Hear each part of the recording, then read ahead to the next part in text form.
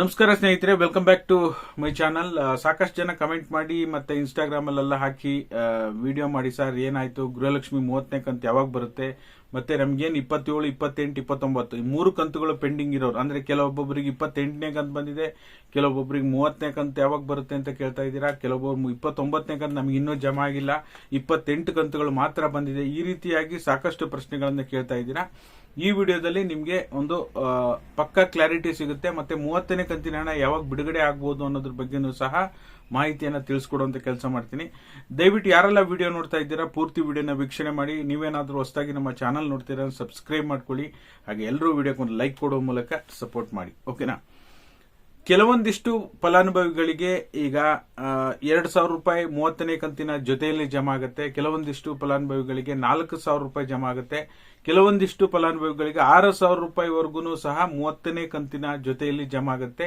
ಹೇಗೆ ಸಾಧ್ಯ ಇದು? ಯಾರಿಗೆ 6,000 ರೂಪಾಯಿ ಜಮಾ ಆಗುತ್ತೆ, ಯಾರಿಗೆ 4,000 ರೂಪಾಯಿ ಜಮಾ ಆಗುತ್ತೆ ಅಂತ ನೋಡೋದಕ್ಕೆ ಹೋದ್ರೆ ನಿಮಗೆ ಗೊತ್ತೇ ಇದೆ, ಕಳೆದ 1.5 ತಿಂಗಳು ಅಥವಾ 1.5-2 ತಿಂಗಳು ಒಳಗಡೆನೆ ಸುಮಾರು 3 ಕಂತುಗಳು ಜಮಾ ಆಗಿರೋದ್ರಿಂದ, 3 ಕಂತುಗಳ ಪ್ರೋಸೆಸ್ ಡಿಬಿಟಿ ಪ್ರೋಸೆಸ್ ಆಗಿರೋದ್ರಿಂದ ಕಳೆದ ನಾವು ಕೆಲವು ಕಂತುಗಳಿಗೆ ಕಂಪೇರ್ ಮಾಡಿ ನೋಡಿದಾಗ ಕೆಲವು ಪರ್ಸೆಂಟೇಜ್ ಜಮಾ ಆಗಿರೋದು ಸ್ವಲ್ಪ ಸಾಕಷ್ಟು ಜನರು ಇನ್ನೂ ಕೂಡ ಜಮಾ ಆಗಿಲ್ಲ ಅಂತ ಹೇಳಿ ಬಾಕಿ ಉಳ್ಕೊಂಡಿದ್ದಾರೆ.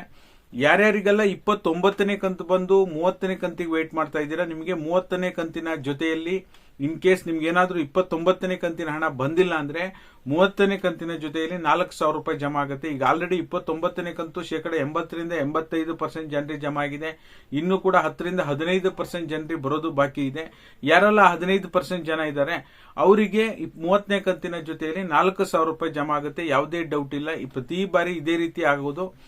ಈಗ ನೆಕ್ಸ್ಟ್ ಒಂದು ಹಂತದವರೆಗೂ ಸಹ ಹಣ ಬಿಡುಗಡೆ ಆಗಿ ಸ್ಥಗಿತಗೊಂಡಾಗ ನೆಕ್ಸ್ಟ್ ರೀಸ್ಟಾರ್ಟ್ ಆಗೋದು ನಿಮಗೆ ಮುಂದಿನ ಕಂತು ರಿಲೀಸ್ ಆದ ನಂತರನೇ, ಓಕೆನಾ. ಹಾಗಾಗಿ 29ನೇ ಕಂತು ಮತ್ತೆ 28ನೇ ಕಂತು ನಿಮ್ಗೆ ಏನಾದ್ರೂ ಬಂದಿಲ್ಲ ಅಂದ್ರೆ 28, 29 ಮತ್ತೆ 30ನೇ ಕಂತು 3 ಕಂತುಗಳು ರಿಲೀಸ್ ಆಗುತ್ತೆ. 6,000 ರೂಪಾಯಿ ಯಾರಿಗೆಲ್ಲ 28ನೇ ಕಂತು ಬಂದಿಲ್ಲ ಅವರಿಗೆ 30ನೇ ಕಂತಿನ ಜೊತೆಯಲ್ಲಿ 6,000 ರೂಪಾಯಿ ಜಮಾ ಆಗುತ್ತೆ.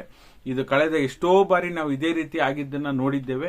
ಈಗ 30ನೇ ಕಂತಿನ ಹಣ ಹಾಗಾದ್ರೆ ಯಾವಾಗ ಜಮಾ ಆಗ್ಬಹುದು? ಈಗಿರುವಂತ ಇಲಾಖೆಯಿಂದ ಇರುವಂತ ಅಪ್ಡೇಟ್ಗಳ ಪ್ರಕಾರ ನೋಡೋದಕ್ಕೆ ಹೋದ್ರೆ ಏಪ್ರಿಲ್ ಎಂಡ್ ಅಥವಾ ಮೇ ಫಸ್ಟ್ ವೀಕ್ ಒಳಗಡೆನೆ 30ನೇ ಕಂತಿನ ಹಣ ಜಮಾ ಆಗುತ್ತೆ ಅಂತ ಹೇಳಿ ಈಗ ಬರ್ತಾ ಇದೆ ಮಾಹಿತಿ. ಹಾಗಾಗಿ ಯಾರೆಲ್ಲ 29 ಕಂತುಗಳನ್ನ ಪಡ್ಕೊಂಡಿದ್ದೀರಾ ದಯವಿಟ್ಟು ಕಮೆಂಟ್ ಮಾಡಿ.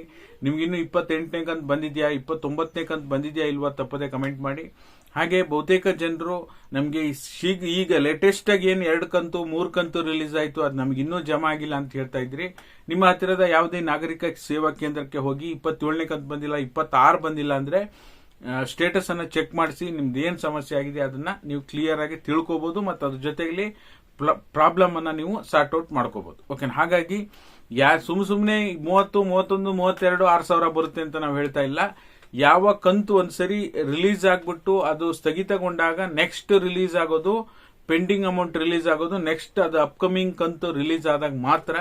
ಹಾಗಾಗಿ ಯಾರೆಲ್ಲ 28, 29 ಬಂದಿಲ್ಲ ಅಂತೀರಾ ಸ್ವಲ್ಪ ದಿನ ವೇಟ್ ಮಾಡಿ, ನಿಮಗೆ ಏಪ್ರಿಲ್ ಎಂಡ್ ಅಥವಾ ಮೇ ಫಸ್ಟ್ ವೀಕ್ ಅಲ್ಲಿ 30ನೇ ಕಂತಿನ ಹಣದ ಜೊತೆಗೆ ಜಮಾ ಆಗುತ್ತೆ ಅಂತ ಹೇಳ್ಬೋದು, ಓಕೆನಾ. ಇದಾಗಿತ್ತು ಈ ಕ್ಷಣದ ಅಪ್ಡೇಟ್.